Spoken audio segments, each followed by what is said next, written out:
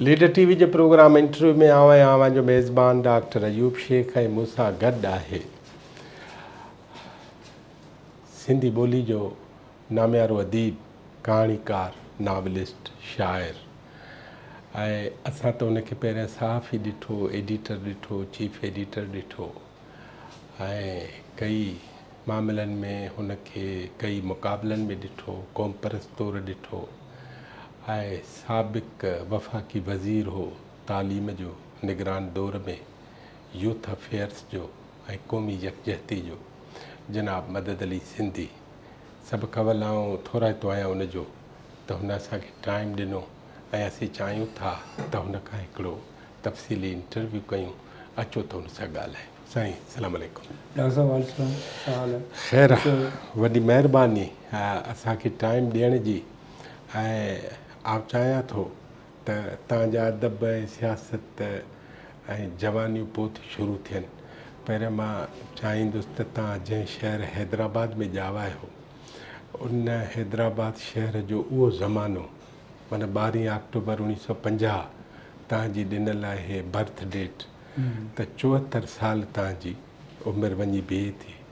इन 74 सालनि खे त पोइ ॾिसंदासीं, पर अवल हैदराबाद शहर, उन दौर जूं ॻाल्हियूं, उन दौर जूं यादूं, अव्हां जो पंहिंजो घरु, अव्हां जा वालदेन, उहे सभु पंहिंजे वालदेन खां शुरू कयो, पोइ शहर ते अचो, पोइ पाण ते अचो, पंहिंजी औलाद ते अचो। असांजो त पाण शहर जो ज़िक्र करियो त सभ खां वधीक बहितर आहे, छाकाणि त सिंध में ही हैदराबाद वाहिद शहर आहे जेको नओं ठहियो। मियां ग़ुलाम शाह कलोड़ो, तव्हांखे ख़बर आहे त हिकिड़ो सिंध जो वॾो हिकिड़ो हाकारो हाकुम हो, उहो लंघियो कंहिं ज़माने में हितां सिंधु दरिया खां, हुनखे इहा लोकेशन पसंदि अची वई ऐं हुन इहो शहर, ऐं तव्हांखे ख़बर आहे नओं शहर ठटो त अॻे ई हो, सेवण अॻे ई हो, नसरपुर अॻे ई हुई, ख़ुदाबाद अॻे ई हो, पर न हुयो त हीउ हिकिड़ो शहर हो जो हुनखे ख़्यालु थियो त मां हिते शहर आबादु कयां। हाणे शहर त आबादु कई, तव्हांखे ख़बर आहे त शहर आबादु करण लाइ वॾो मसइलो हूंदो आहे। पहिरीं क़िलो ठहियो, हाणे क़िलो ठहियो त माण्हू किथां अचनि, शहर 2 हुआ, 3 हुआ, हिकिड़ो सेवण, ॿियो नसरपुर, ख़ुदाबाद। हितां हुन कुझु ठटे जा हुन माण्हू मुख़्तलिफ़ हुन ॾाढी रिथाबंदीअ सां मुख़्तलिफ़ जेके आहिनि से हुनरमंद माण्हुनि खे सॾाए क़िले जे साम्हूं ओभर जे पासे ॿिन्ही पासनि खां टुकड़ा ज़मीनुनि जा अलाट कया त तव्हां हिते रहो।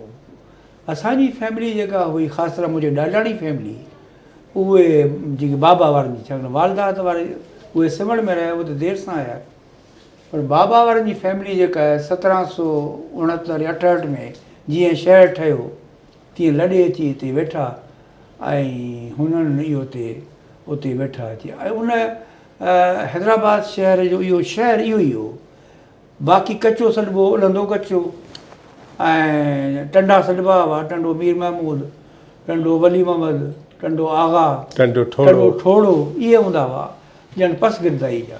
असुलु शहर क़िले जे साम्हूं जेको आहे इहो हो, ऐं तमामु उते ख़ूबसूरत जायूं, ऐं बाज़ार जेका हुई इनखे ताहिर बाज़ार सॾींदा हुआ, छाकाणि उनजो ख़िदमतगार हिकिड़ो मियां ग़ुलाम शाह वारनि जो ताहिर, उनजे नाले सां इहा बाज़ार हुई जेका हितां शुरू थींदी हुई, वञी जिते टावर त पोइ ठहियो, टावर ते ख़तमु थींदी, पोइ वई इहो सॼो मैदान हूंदो, शहीदनि जो मुक़ाम, पोइ हुनखे सॾणु शुरू कयूं। त उहो हैदराबाद शहर पोइ जॾहिं 1910 या 12 में हिंदुनि सोचियो त हिनखे नई हिकिड़ी कॉलोनी ठाहिजे, पोइ हीरानंद खेम सिंह हैदराबाद जो प्रेसिडेंट हो, उनजे नाले सां हीराबाद ठही, पोइ आमिल कॉलोनी ठही, पोइ वरी उलंदो कचो बि ठहियो जिते इहे माण्हू लॾे वञी वेठा, कुझु वञी त हवा को सिविल लाइन्स पोइ ठही। सो इहो हैदराबाद जो नक्शो हो। उन हैदराबाद शहर में जॾहिं मूं अखि खोली त हिकिड़ो ख़ूबसूरत हवादार शहर हो, मंघ हूंदा हुआ हुन में, ऐं मंघनि मां हवा ईंदी हुई, ऐं शाम जो, छाकाणि ॿई हिकिड़े पासे 2 फुलेलियूं, बल्कि 3 फुलेलियूं, ॿिए पासे सिंधु दरिया, त हवा जेका हूंदी हुई राति जो एॾी महकंदड़ ऐं ख़ुशबू वारी हवा ईंदी, बल्कि गुलाब जे रुत में त हटड़ीअ पासे खां ख़ुशबू बि ईंदी, भई ख़बर पवंदी त गुलाब फुटा आहिनि। इहो हैदराबाद शहर, ऐं हैदराबाद शहर को वॾो बि कोन हो, ऐं हर माण्हू पंहिंजे ॿिए खे सुञाणंदो हो, फैमिलियूं जेके हूंदियूं हुयूं उहे हिक ॿिए खे सुञाणंदियूं हुयूं, पुराणियूं फैमिलियूं रहंदियूं हुयूं। मुंहिंजी वालदा जेका हुई उहा बाबा जी परे जी माइट त कोन्हे, उहा वरी देरि सां, छाकाणि मुंहिंजी वालदा पढ़ी 7 में, पोइ वरी कुंदनमल गर्ल्स स्कूल, छाकाणि हिंदुनि मां तव्हांखे ॿुधाए छॾियां त हैदराबाद में या सिंध में अंग्रेज़नि को बि तइलीमी इदारो कोन खोलियो, तइलीमी इदारा सभु प्राइवेट हुआ। यानी हैदराबाद जो पहिरियों जेको गर्ल्स प्राइमरी स्कूल सो बि नवाला हीरानंद ऐं उनजे भाउ खोलियो हो, जेको भाई खान चाड़ीअ ते हो। गर्ल्स हाई स्कूल उहो जेको हींअर जामिया अरबिया स्कूल आहे तिलक चाड़ी खां साॼे पासे ते, इहो गर्ल्स हाई स्कूल हो, कुंदनमल गर्ल्स स्कूल। इन कुंदन ट्रेनिंग कॉलेज बि हुई, पर कुंदनमल गर्ल्स स्कूल में छोकिरियूं पढ़ंदियूं हुयूं। असांजी वालदा हिते अची हितां मैट्रिक कई, त उहा जॾहिं आई त पोइ मुंहिंजे वालिद सां हुनजी शादी थी, ॿियो शादी। त असां वरी जेके आहिनि से रहंदा हुआसीं। बाबा वारा त असुलु घर बाबा जो शहर में, शहर माना शाही बाज़ार में। हीअ वरी हेठि जेको आहे उलंदे कचे में असांजा माइटनि जा मामे जो घरु हूंदो हो, मासात जो घरु हूंदो हो, पोइ त असांजो घरु हूंदो, 3 घर हूंदा हुआ, मां बि उते जायसि। ऐं उहो मूं तव्हांखे ॿुधायो त पाड़ो हिकिड़ो अजीब पाड़ो हूंदो हो, जो पाड़े मां हर, मूं तव्हांखे चयो त घिटीअ मां इन करे ओपिरो माण्हू लंघंदो हो त उहे मायूं जेके सीनियर सिटीज़न चइजनि, उहो पुछंदियूं बाबा केरु आई, हितां छो थो लंघी, छा थो ॾिसी, लंघे वञे था। इहो हूंदो हैदराबाद शहर। तंहिंखां पोइ हिक ॿिए जा रस्ता हूंदा हुआ। मिसाल तौरु हैदराबाद जी कादी फैमिली, कादी अकबर वारनि जी, मीर सूरश वारनि जूं फैमिलियूं, ऐं ॿियूं अहिड़ी फैमिलियूं, मिसाल तौरु ठाणठारा सॾिबा हुआ, ज़रदोज़ सॾिबा हुआ, ज़रदोज़ ज़रिए जो कमु कंदा हुआ, ऐं कमांगर कमानूं ठाहींदा हुआ, नकाश जेके तस्वीरूं ठाहींदा हुआ, इन जा पाड़ा सभु विरहायल हुआ। इहे तबीबनि जो पाड़ो, ऐं इहे हूंदा हुआ, हिक ॿिए खे सुञाणंदा हुआ, हुनखे ख़बर हुई, नालबंद घोड़नि खे हणंदा हुआ।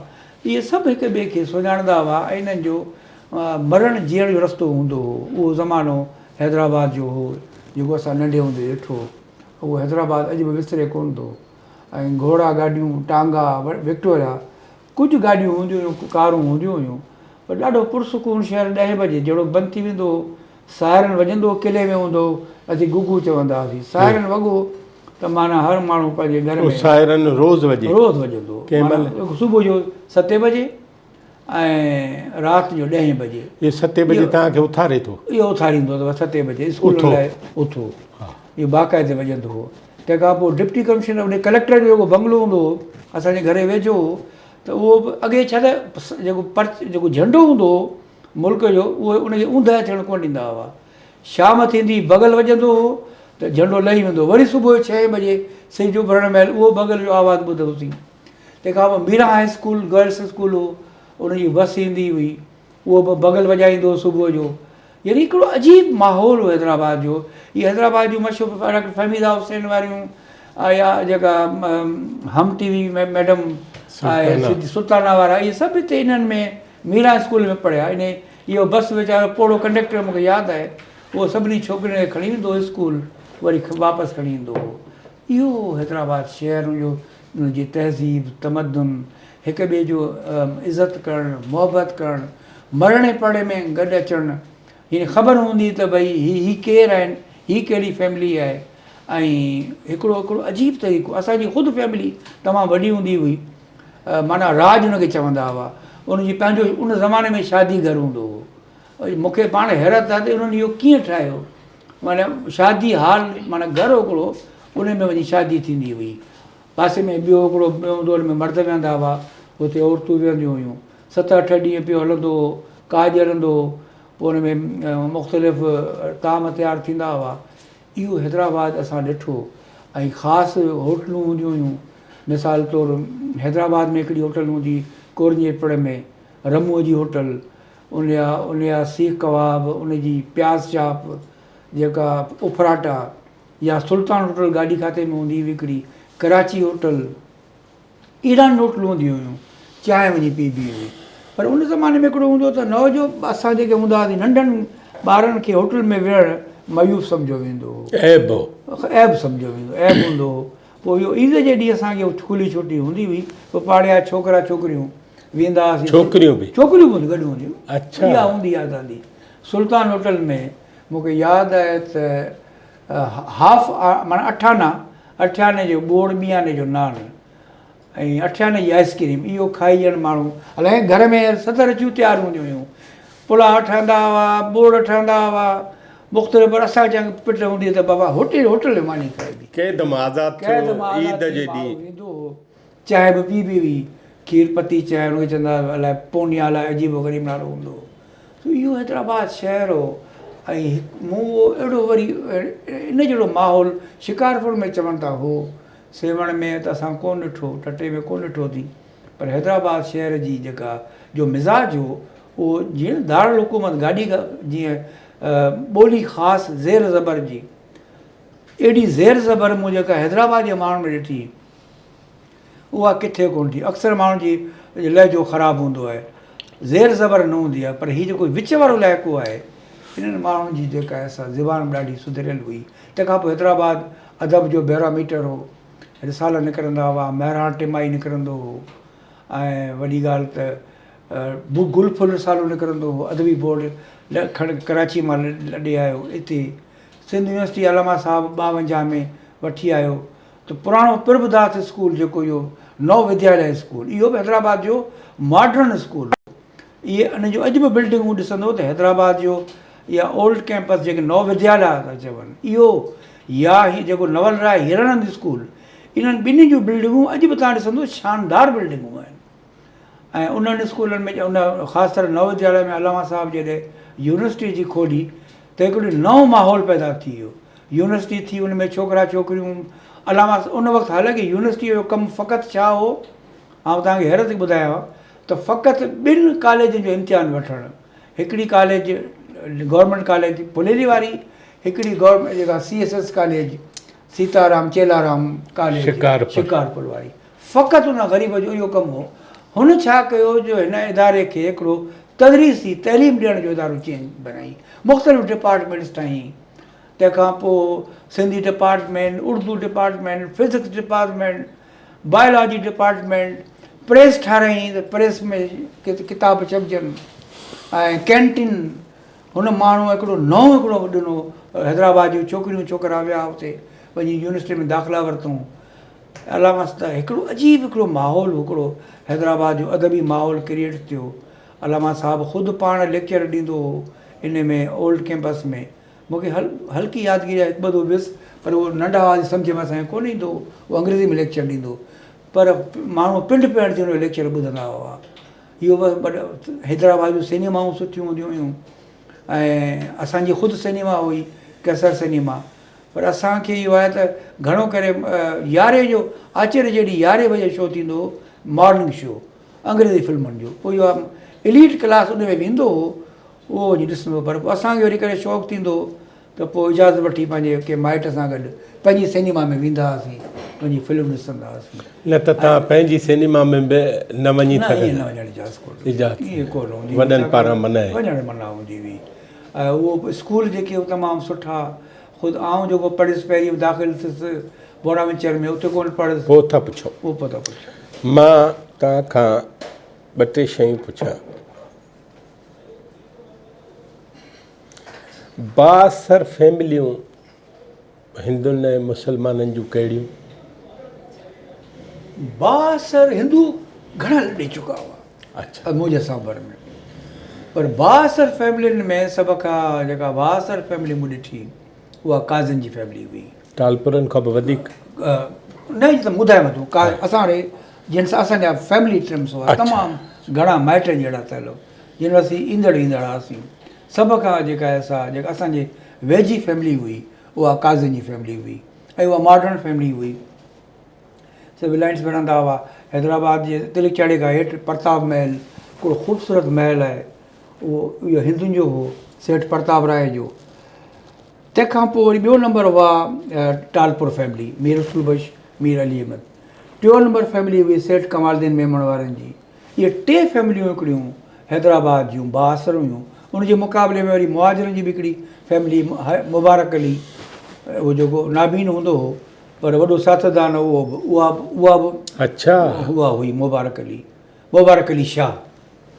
हाणे मुबारक अली शाह हाणे हैदराबाद जी जीअं उहो ॾिठो त तव्हां इमारतुनि जो ॿुधायव त न ख़ूबसूरत न अवल ही बासर फैमिली पोइ ही उते रहे थो 1 सदी खां मिर्ज़ा फैमिली उनजो असरु न हो। मिर्ज़ा फैमिली अच्छा आंकड़ी फैमिली ॿुधायां थो जेका असांजी टंडे आगा सैयद इन्हनि सां बि असांजा तमामु घणा तइल्क़ात हुआ। इहा बि हिकिड़ी उन कंहिं ज़माने जी बहादुर फैमिली हुई। ख़ैरपुर जा मिर्ज़ाऊं टंडे आगा वारा इहे बि हुयूं। टंडे ठोड़े जे मिर्ज़ाऊं मूंखे थोरो यादि अचे थो। अच्छा टंडो जानिया में सैयद फैमिली इहे पाण में टंडे ग़ुलाम साईं जा सैयद इहे पाण में ॼण त ॻंढियल हुआ। सदर में सैयद फैमिलियूं रहंदियूं हुयूं ऐं मीरनि जे कुबनि ते हिकिड़े रहंदा हुआ शाह साहब अहसान अली शाह वारा जेके असुल में मीरनि जा हुआ ख़िदमतगार पोइ वरी इहे फैमिलियूं पाण में रहंदियूं। मिर्ज़ाऊं फैमिली मूं महसूसु कयो उन वक़्तु त अलॻि थलॻि हुई हिननि फैमिलियुनि खां। अच वञ हुन वटि तमामु घटि हूंदी न तबक़ाती तौर हेठि थी विया या न तबक़ाती तौर ते मथे हुआ पर समाजी तौर ते हू हितां जे माण्हुनि खां परे हुआ। मुंहिंजी इहा ॻाल्हि सम्झ में हालांकि मिर्ज़ा खलीद बेग जे स्त्री ताईं हो त हुनजी डायरी पढ़िजे थी त उन में मुख़्तलिफ़ शख़्सियतुनि जा ज़िक्र मिलनि था। हिकिड़े हंधि मुंहिंजे ॾाॾे जो ज़िक्र आहे त अॼु मियां मोहम्मद यूसुफ कुरैशी आयो पंहिंजे ॿारनि खे वठी आयो मानी खाधऊं पोइ हलिया विया। पर बाद में जेको मूं ॾिठो त हुननि जो समाजी तालुक़ु जेको हो हिननि फैमिलियुनि सां तमामु घटि हो जेके मूं तव्हांखे वरिता। मिसाल तौरु तव्हांखे ॿुधायो टंडे ग़ुलाम हुसैन जेको लती आबाद हुई कोन न सैयद वली मोहम्मद शाह। वरी साईं अचो हेठि टंडे जानिया में अली कुतुब शाह जी फैमिली। वरी अचो साईं जेकॾहिं मूं तव्हांखे ॿुधायो त मीरनि जी फैमिली ग़ुलाम नबी मेमण वारनि जी फैमिली कादी अकबर वारनि जी फैमिली इहे ॼण पाण में हिकिड़ा ग़ुलाम शाह जे हूंदो शाह साहिबु रहंदा हुआ सदर में इहे फैमिलियूं पाण में ॻंढियल हूंदियूं हुयूं। साईं डिनल शाह दरबेले वारो इन जी फैमिली रहंदी हुई अहसान अली शाह वारा इहे पाण में ॻंढियल हूंदा हुआ। उतां जा बासर उन दौर खां वठी दानिश्वर कहिड़ा? हा दानिश्वरनि में जेके पाण अचूं था त असांजे पाड़े में डॉक्टर इब्राहिम खलील रहंदो हो। हालांकि उहो साॼे दौर जो माण्हू जेको गिदू बंदर जो डॉक्टर गिदू बि बंदर थियो जो सिविल सर्जन हो हा। माना उतां जो इंचार्ज हो। इबरत कथा चरन जी किताब लिखियो। ज़िंदगी जा हिकिड़ा किताब लिखिया ई शाइर तमामु हिकिड़ो सुठो हो। इब्राहिम खलील असांजे पाड़े में रहंदो हो। अच्छा इब्राहिम जोयो साहबु अची डॉक्टर इब्राहिम खलील ज़ात जो छा मेमणो उर्साणी केरु? मुंहिंजे घर में हैदराबाद दखन जो हो। दक्कन जो अच्छा छाकाणि सिंधी घर में उर्दू ॻाल्हाईंदा हुआ पर सिंधी त फर्स्ट क्लास लिखंदो हो पर घर में हिन जे मूंखे यादि आहे त उर्दू ॻाल्हाईंदा हुआ। हिन जी वाइफ सिंधी ॻाल्हाईंदी हुई असांजे घर बि ईंदी हुई। ॾाढो अचु वञु हूंदो हो माण्हुनि जो पाण में इहो हूंदो हो। अच्छा होॾा महिराण में सरदार अली शाह ज़ाकिर महिराण माना अख़बार महिराण अख़बार मौलाना ग़ुलाम मोहम्मद ग्रामी शेख अली मोहम्मद उन ज़माने में अची एडिटर थियो इबरत जो ऐं अदबी बोर्ड जो थियो त पोइ शमशेर हैदरी बि उते जी वेठो। मौलाना ग्रामी हिकिड़ो वॾो मर्कज़ हो। मौलाना ग्रामी जे करे सभु माण्हू उते था मिलण ईंदा हुआ। मूंखे यादि आहे त कामिल इब्न हयात मरूफ़ ते कमु कंदो हो। अदबी बोर्ड पोइ मर्कज़ थी पियो उते सियासी कारकुन बि ईंदा हुआ सियासी लीडर बि ईंदा हुआ। मूं ख़ुदि मीर शेर मोहम्मद मरी खे पहिरियों दफ़ो कामिल इब्न हयात मरूफ़ जी ॻोल्हा में उते ॾिठो। माना इहो हिकिड़ा हुआ अदीब। हमीद सिंधी रूरियाण अब्दुल शकूर मुंशी हिलाल पाकिस्तान अख़बार कढी ऐं नवाज़ सिंध अख़बार कराची मां जो वञण खां पोइ तड़े कढियूं त हिते अची निकिती हैदराबाद में। सिरेवालनि अख़बार कढी हुई कंहिं ज़माने में हैदराबाद मां ऐं मूंखे नालो विसरे थो हुनजो। उहा बि अख़बार डेली पेपर शाही बाज़ार मां निकिरंदी हुई। त इहे हुआ बाक़ी अदीब पोइ आहिस्ते आहिस्ते अचणु शुरू थिया हैदराबाद में पर असां ॾिठो मौलाना ग्रामी ॾिठोसीं हमीद सिंधी ॾिठोसीं इहे ॼण बेगम ज़ीनत चन्ना मारवी रिसालो कढंदी हुई उहा त असुल सेवण जी हुई असांजे वालदा सां गॾु स्कूल में पढ़ी हुई कॉलेज यूनिवर्सिटी में पढ़ी हुई उनजो मारवी रिसालो हूंदो इहे हूंदा हुआ। बेगम मजीदा बुर्गड़ी इहे वरी समाजी सियासी शख़्सियतूं हुयूं। बेगम मजीदा बुर्गड़ी हिकिड़ो टोलो हूंदो हो औरतुनि जो हिकिड़ो ग्रुप हूंदो हो जेको कमु कंदो। ॿी हूंदी माई नालो मूंखे विसरे थो MPF थी हुई उहा इंडस होटल जे मालिक जी भेण हूंदी हुई। हिकिड़ो ग्रुप हूंदो हो इहे जेके आहिनि से कमु कंदा हुआ। तव्हांखे जेका यादगिरी आहे त ॿ फैमिलियूं आहिनि। मिसाल हिकिड़ो चंक आबादी जो शोरा आहिनि, शोरा ज़ात जा, जीअं हाजी मोहम्मद सिद्दीक़ शोरे वारा या जाम ख़ान शोरे वारा आहिनि, त उन्हनि जो असरु न रहियो कॾहिं बि न। उनखे मूं रुगो जाम ख़ान शोरे जो ॾाढो जेको हाजी करण शोरो, उहो कादी अकबर जे इलेक्शन में बीठो, त उहो उन ज़माने में बाअसर हो इन इलाइक़े जो, छाकाणि इहो हैदराबाद जो तक तमामु वॾो तक हो। इहो हैदराबाद जाम शोरो, तंहिंखां पोइ वरी हलिया वञो हेॾां टंडोला यार, वरी हेॾां वञो टंडो मोहम्मद ख़ान, वञी बदीन ताईं में लॻो हुयो तक, जंहिंमें बीठो उन 70 जी इलेक्शन में कादी अकबर वर्सिस मीर एजाज़ खे पीपुल्स पार्टी जो टिकट हो, ऐं कादी मोहम्मद अकबर खे कन्वेंशन मुस्लिम लीग जो टिकट हो।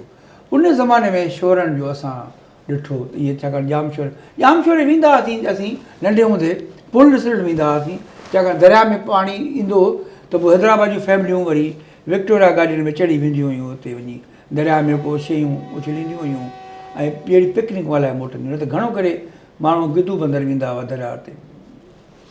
हिकिड़ो ॿी फैमिली आहे, उन जे बारे में मां पुछणु चाहींदुसि, उहा हीअ आहे त क्रिश्चियन्स उन्हनि जो असरु केतिरो आहे उते?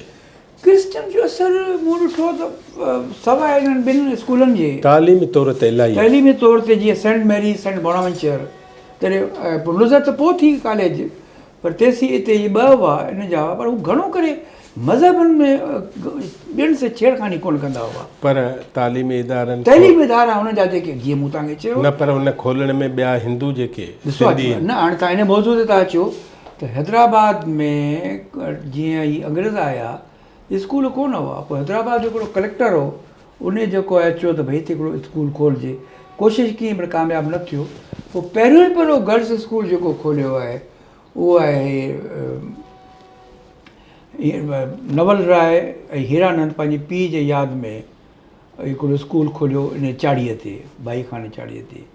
इहो पहिरियों स्कूल आहे। तंहिंखां पोइ वरी दीवान प्रभुदास जेको, पोइ पोइ इहे ॿ भाउर वरी नवल राय हीरानंद वारनि वरी हिकु एकेडमी स्कूल खोलियो, जेको इहो अथव हींअर बि। दीवान प्रभुदास सां गॾो पोइ उन जो इख़्तिलाफ़ थी पियो, पोइ उन वरी अलॻि वञी वियो जेको स्कूल खोलियो, जेको हिन वक़्तु जिते ओल्ड कैंपस आहे। ऐं ॾियाराम जो भाउ, ॾियाराम भाउ जो जेको गुदूमल, उन जेको वरी कॉलेज में असरु हो, उहो वरी कराची में अचूं, वरी मोटींदासीं पाण, जेकॾहिं कराची ते कोन था अचूं। न, हैदराबाद में बि खोलियो, हैदराबाद में ॾियाराम जो स्कूल खोलियो, ॾियाराम कॉलेज उन में जेका आहे, ॾियाराम जेका डीजे, इहा ॾियाराम कॉलेज इहा खुली आहे 1917 में, इहा खुली हुई 66 एकड़ सोसाइटी 1917 में। न, पर हू जेको 1800 ऐं उन ते पाण कराची ते कोन था वञूं, पाण कराची वञी कोन था, कराची ते वेंदासीं करे मुसलमान पाण अचो हैदराबाद ते, कराची ते पाण कराची जो वॾो हिकिड़ो ज़िक्र थी पवंदो। पाण हैदराबाद जी ज़िक्र पिया करियूं त हैदराबाद में कॉलेज खुलियो आहे 1917 में, सो खोलियो आहे 66 एकड़ सोसाइटी, जंहिंजी डॉक्टर एनी बेसेंट प्रेसिडेंट हुई। उन जो मूं वटि फोटो पियो आहे, तव्हांखे ॾियारी मोकिलींदुसि। उन जो इफ़्तिताह थियो आहे बेसनताल में, बेसनताल 1895 में ठहियो आहे।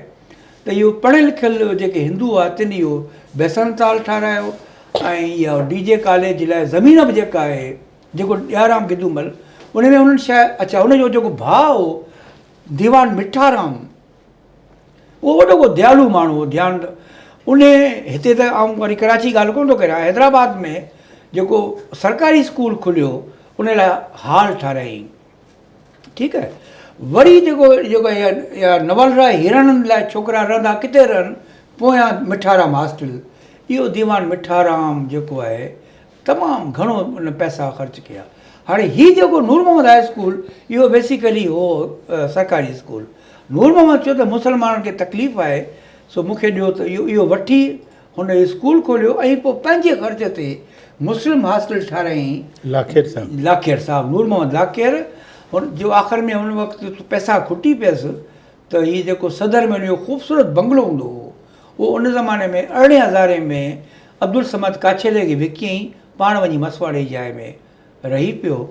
ऐं इहा हॉस्टल जेका उन भाईअ ठाराई, छाकाणि त मुस्लमाननि खे इहो चवंदा हू, छाकाणि मुंहिंजो वालिद साहिबु त पढ़ियो हुन में इहो हीउ स्कूल जेको आहे नव विद्यालय स्कूल में। मूं पुछियो मां त उन ॿुधायो त असां हिते फ़क़ति 2 या मुस्लमान हुआसीं, हिकिड़ो आऊं, ॿियो हसन अली अफ़ंदी जो पोटो हुसैन अली ख़ान, आसिफ अली ज़रदारी जो नानो, इहे 2 गॾु पढ़िया हिन स्कूल में, पोइ हलिया विया हिकिड़ा 2 माण्हू आहिनि, मुस्तफ़ा कुरैशी ऐं रुबीना कुरैशी, त उन्हनि जो बि उते असरु आहे। मुस्तफ़ा कुरैशी पीउ जो नालो निज़ामुद्दीन कुरैशी, ऐं हुनखे ॿुधाए छॾिया। इहे सेवण में लॾे अची वेठा हुआ हिते तिलक चाड़ीअ ते। हाणे उन्हनि जो ओतिरो असरु को बि कोन हो सियासी तौर ते। इहे बसि इहा त इहे जेके सेवाणी फैमिलियूं गॾिजंदियूं। अदाकार मोहम्मद अली बि हैदराबाद जो, मोहम्मद अली वरी गाॾी खाते जो, गाॾी खाते में जिते इबरत प्रेस आहे हिते हिन जो घरु हूंदो हो, ऐं हिते पियो हलंदो हो, वकील हिकिड़ो हूंदो हो, उन वटि हीउ पियो हलंदो हो। पर रेडियो पाकिस्तान हैदराबाद में थी 12 जे बारे में रेडियो पाकिस्तान 55 में अली मोहम्मद राज थी खोली, त पोइ हिते सिंधी प्रोग्राम शुरू थिया। पोइ वरी 12 जी ॿारी शुरू थी त हर आचर ते मां हैदराबाद जा उर्दू अलॻि हूंदो हो, सिंधी अलॻि हूंदो हो, पोइ ॿारड़ा वेंदा हुआ। माना हिकिड़ी सोशल हिकिड़ी सरगर्मी हूंदियूं हुयूं। हाणे अव्हां जेको पुछो जेको सुवालु, त कुरैशियुनि खे मूं तव्हांखे ॿुधाए छॾियो पीउ जो नालो हो, उनजे वालिदा जो नालो मूंखे ख़बर आहे हज़ूर बानू, अम्मा जी साहेड़ी हूंदी हुई। त इहे फैमिलियूं पाण में। उन्हनि जो वाचुनि जो दुकानु मशहूरु, वाचुनि जो शहबाज़ वाच कंपनी जेका उहा सिटी थाणे साम्हूं, पोइ उनजो सिंधी माल जड़ में बार जो पूरूं थियूं, त इहो सिटी थाणे साम्हूं। सिटी थाणो 1901 में ठहियो आहे। असुलु थाणो हूंदो फ़क़ीरपुर में, छाकाणि शहर त उहो ई हो न, शहर हैदराबाद शहर उहो ई हूंदो। हीउ 1901 में ठहियो, पंहिंजे थाणे साम्हूं केतिरा दफ़ा फुर थी, पर हुन में वाचूं ईअं खणी विया जीअं न लुटमार थींदी आहे माले गनीमत वांगुरु। अहिड़ो माले गनीमत हैदराबाद जे किले में बि थियो, म्यूज़ियम मां तलवारूं सामान, जॾहिं किला ऑपरेशन थियो 1989 में, तॾहिं इहो थियो।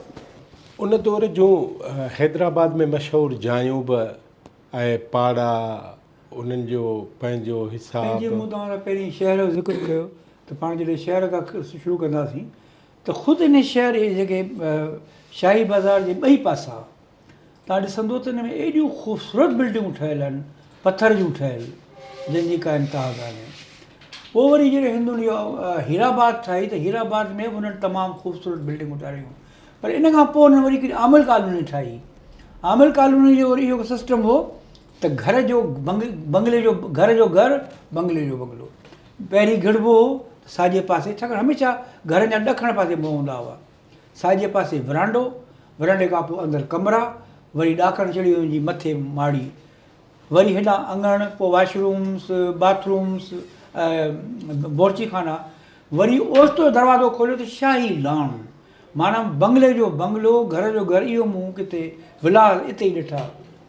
तंहिंखां पोइ वरी स्टेशन रोड ते अचो, जेको इहो रोड तिलक चाड़ी खां लहिजे थो, तिलक चाड़ी ते बि खियानी मैंशन तमामु ख़ूबसूरत।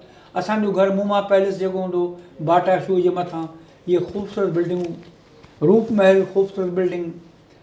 वरी साईं अचो तव्हां हेठि लहंदो त साॼे पासे अञा ताईं वधो डॉक्टर अब्बासी अस्पताल, इहा बेसिकली हुई प्रताप महल।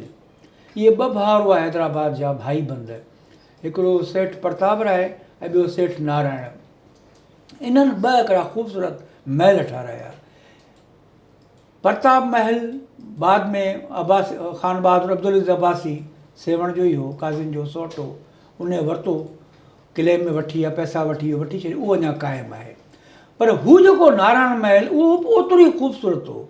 उहो वरी किथे हो, गाॾी खाते में, जिते हाणे लोकेशन ओरिएंट त आई कान्हे, औरंगज़ेब मस्जिद जे बिल्कुलु साम्हूं वॾो शाही महल हूंदो, जंहिंमें टावर बि ठहियलु हूंदो हो। ऐं मूंखे यादि आहे हुन में राति जो 10-11 जॾहिं वॼंदो त आवाज़ बि ईंदो हो। हैदराबाद जा 2 इहे टावर हूंदा हुआ, जंहिंमें घड़ियाल लॻियल हूंदा हुआ, जंहिंमें हैदराबाद जे इन इलाइक़े माण्हू ख़बर पवंदी टाइम घणो थियो आहे। ॿियो लॻो हूंदो नव विद्यालय में, उहो अञा आहे ओल्ड कैंपस में। हीउ जेको हो नारायण महल, इहो अलाट करायो मुबारक अली शाह। मुबारक अली शाह लाइ चवनि इहे था त वॾो को होशियारु माण्हू अखियुनि खां त नाबीना हो, हुनखे ख़बर ई त पाकिस्तान ठहे पियो, छा कयो। जंग अख़बार उन ज़माने में हिकिड़ी अजीब ग़रीब निकिरंदी, हिन मां दिल्ली मां हिकिड़ी ख़बर छपाए छॾी त मुबारक अली साहिब जो जाइ सड़ी वेंदी। उहा कटिंग खणी आहे, उन कटिंग ते इहो महल जेको अलाट कराई।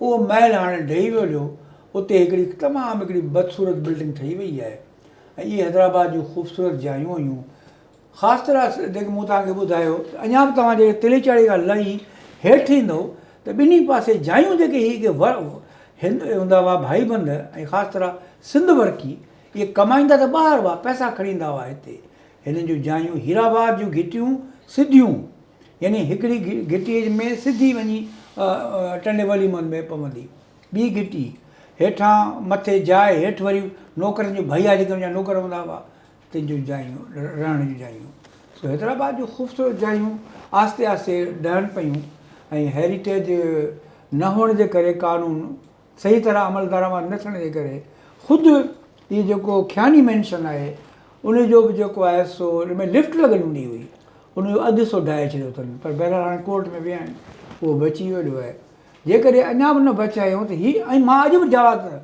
हैदराबाद ऐं कराचीअ जूं शिकारपुर जूं जायूं यूरोप में वञूं कोन्हनि तव्हां कंहिं बि पुराणे शहर में वञो या हुन जहिड़ियूं आहिनि हुन जहिड़ियूं आहिनि पर मां चओ केतिरियूं जायूं जो उन्हनि चीनी तरह जूं ठारायूं आहिनि गैलरियूं जेके आहिनि उहे चीनी तरह जूं ठारायूं आहिनि ऐं दिलि सां शिकारपुर जा घुराईंदा हुआ वाढा उन्हनि खां ठाराईंदा हुआ घर उहो दिलि सां ठाराईंदा चवंदा रहणो हिकु दफ़ो ई आहे सो मां कॾहिं कॾहिं सोची वियो आहियां मूं किथे पढ़ियो त काश हिननि घरनि खे लॾ पलाण जी जेकॾहिं ताक़त हुजे त उहे पंहिंजे असली घर वारनि खे ॻोल्हीनि वञी त उहे किथे आहिनि